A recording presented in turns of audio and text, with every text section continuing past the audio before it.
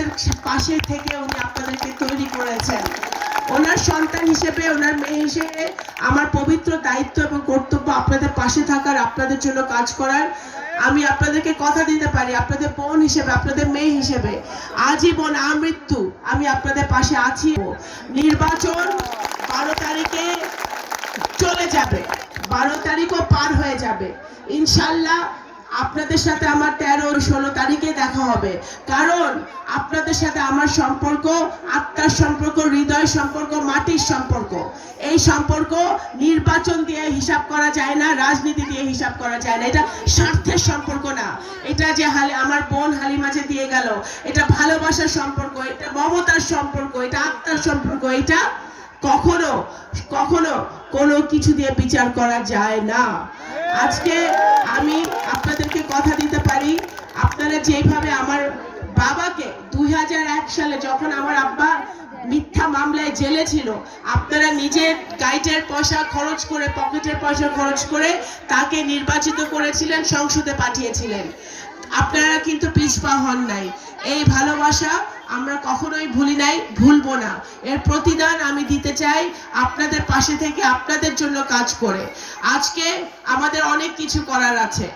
আজকে যদি আমাদের একটি সুন্দর সেল গড়তে হয়, আমার এখানে অনেক মা বোনেরা আছে, আপনাদের উদ্দেশ্যে বলি, আপনারা আপনাদের শিক্ষা, আপনাদের নিরাপত্তার জন্য বাংলাদেশ জাতীয়তাবাদী দল যদি সরকার গঠন করতে পারে, ইনশাল্লাহ 12 তারিখে প্রত্যেক পরিবারের জন্য একটি করে ফ্যামিলি কার্ড হবে, এবং সেই ফ্যামিলি কার্ড হবে ওই পরিবারের মায়ের নামে, এবং মায়ের ছবি থাকবে ওই ফ্যামিলি কার্ডে।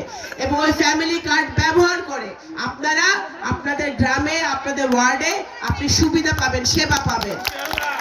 আজকে আমাদের যে কৃষক ভাইরা এখানে উপস্থিত আছে, তারা পেঁয়াজ উৎপাদন করে, আপনার শস্য উৎপাদন করে, বিভিন্ন শাকসবজি উৎপাদন করে, পাট উৎপাদন করে, কিন্তু অনেক সময় তাদের ন্যায্য মূল্য তারা পায় না।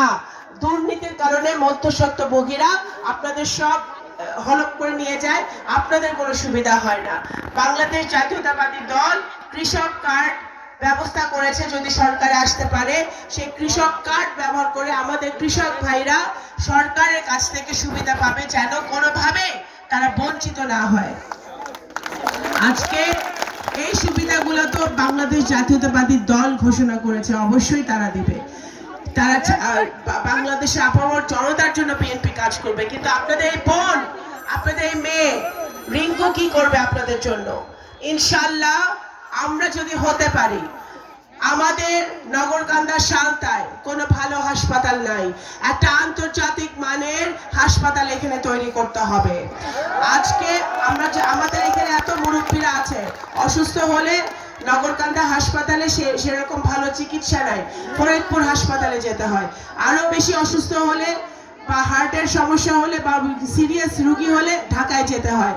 আমাদের কৃষক ভাইদের, আমাদের সাধারণ জনগণের সেই সামর্থ্য নাই এত টাকা পয়সা খরচ করে ঢাকায় যাবে চিকিৎসা নিতে।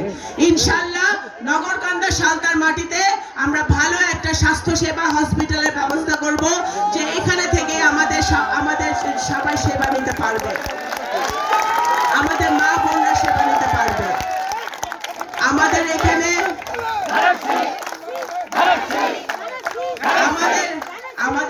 কর্মসংস্থানের ব্যবস্থা করতে হবে, যাতে আমাদের যুব